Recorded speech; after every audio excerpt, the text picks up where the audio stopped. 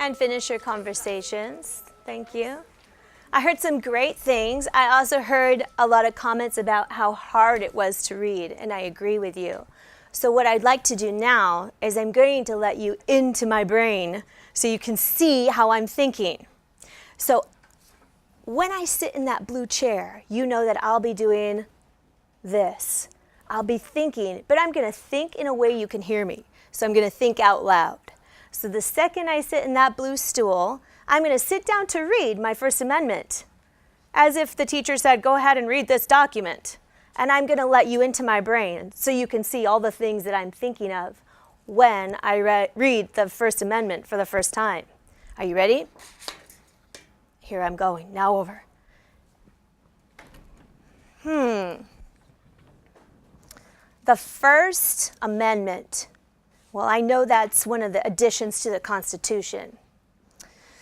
Congress shall make no law respecting an establishment of religion or prohibiting the free exercise thereof. This sounds a little confusing, so I'm going to read it over slowly in sections. I'll start from the beginning. Congress shall make no law. Okay, I'm going to stop. That must mean, I get that. Congress will not make a law. Okay, I get it. Congress will not make a law respecting an establishment of religion. So the word establishment, I've seen that before. It sounds a lot like establish, which means starting or creating or making something. So establishment of religion must mean starting or setting up a religion. Okay, so they can't make a law where they set up a religion. That's what it must mean, that Congress cannot make laws that start or create religions. And that makes sense because I see all sorts of houses of worship when I drive down the freeway. So yeah, we must be allowed to have whatever religion we want in this country. Then it says, or prohibiting the free exercise thereof.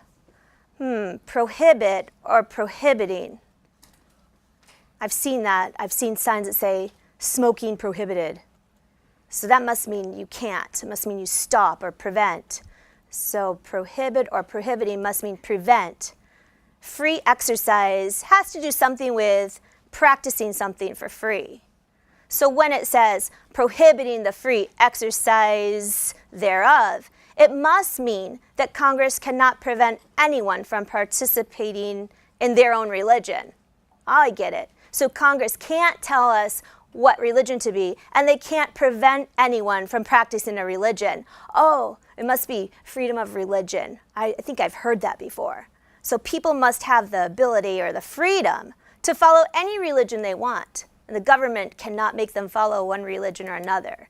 Okay, that must be one thing. I'm going to put a little line there. The rest of the sentence says, or abridging, that's a funny word, or abridging the freedom of speech or of the press or the right of people peaceably to assemble and to petition the government for a redress of grievances. Whoa, that's a lot of big words. I'm going to back up to this one. Or abridging.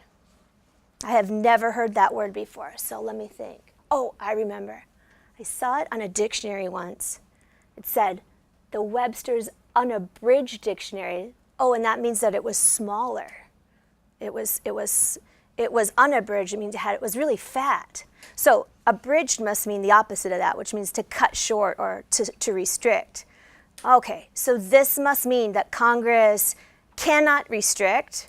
I'm going to put a little note here because that's a tough word. Congress cannot restrict people's speech or what they say. I get it. So this is the freedom of religion, and this one would be the freedom of speech. People can say what they want to say. Or in press, like a printing press. So that must be in writing, like in newspapers or books. Freedom of speech and freedom of freedom of press. I understand that. the right of people to peaceably assemble. Oh, the word assemble? That reminds me of when the principal says, let's go to an assembly, and we all get in one room together. So this must mean that the government cannot stop people from assembling or getting together with whoever they want to get together with. So we have the right to get together with whomever we want. I get it. And then it goes to say, and to petition the government. Petition. Well, a petition's like a letter. I think it's something you sign, because I was at the grocery store last week and someone asked me to sign a petition so that all school buses would have seat belts. I thought that was a good idea, so I signed that petition. So it must be that, petition the government. Oh, so I must be able to write or tell the government. I might be able to tell the government for a redress of grievances. That word grievance reminds me of grieve. And I know that word means to be upset. It's people, when they're sad or upset, they grieve. So grievances. So if people wanted to start a petition about things they didn't like, I guess they would be allowed to do that. And Congress couldn't stop them. Got it. So this First Amendment seems to describe a lot of freedoms that citizens in our country are allowed to have. The freedom of religion, to pray to any God that you want to pray to. The freedom of speech, to say what you want. The freedom of press, to write what you want. The freedom to assemble, that means to be with whoever you want to be with, whomever you want to be with. And to petition the government. So that means that you have the freedom to send complaints to the government and ask them to make changes or add laws if you want. I think I got it. I'm done thinking. Did you like it? Yes.